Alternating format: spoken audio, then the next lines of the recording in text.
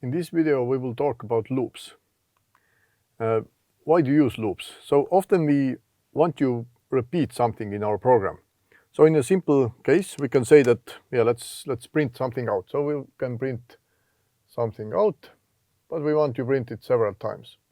So instead of copying those lines, what I'm doing currently on the screen, so I can just have the program to repeat one certain line or one certain part of the code. So basically I would just want to say that let's do 3 times printing out this number 1 for whatever reason.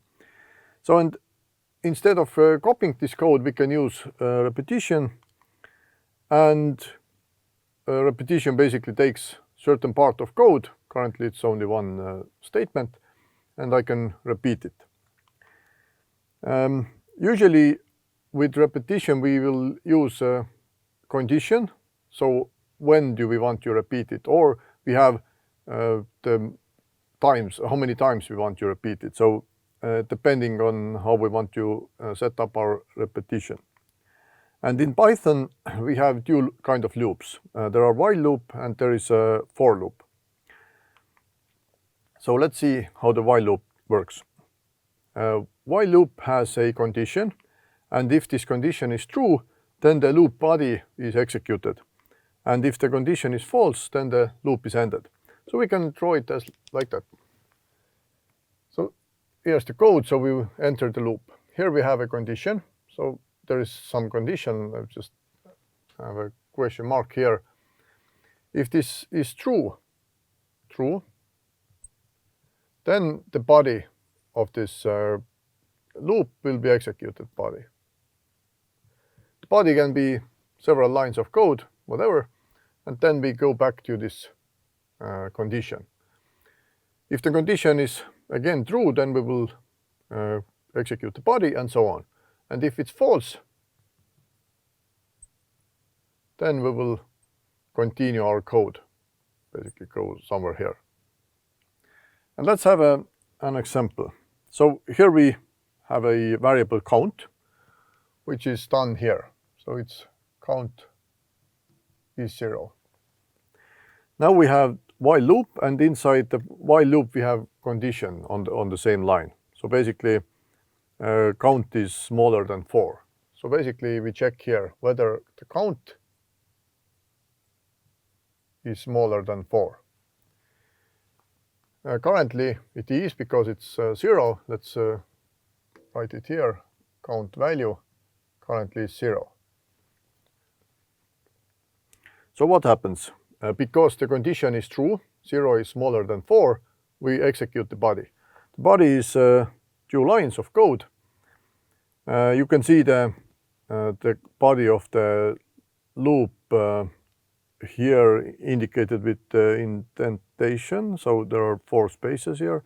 So everything which has the same indent is basically the body of this loop. And what happens here is that we print out the value. So the value of the count is 0. Let's say that the printout is here. So we have 0. Then what we do, we change the value of count. So basically count plus equals or plus assignment is 1, which means that we take current count value, we add 1, and this is the new count value. So basically count will become 1. And now we go back to this condition part. And now we check that whether the count is smaller than 4, because 1 is still smaller than 4, we execute the body again. Now we print out 1, and we change the value of count.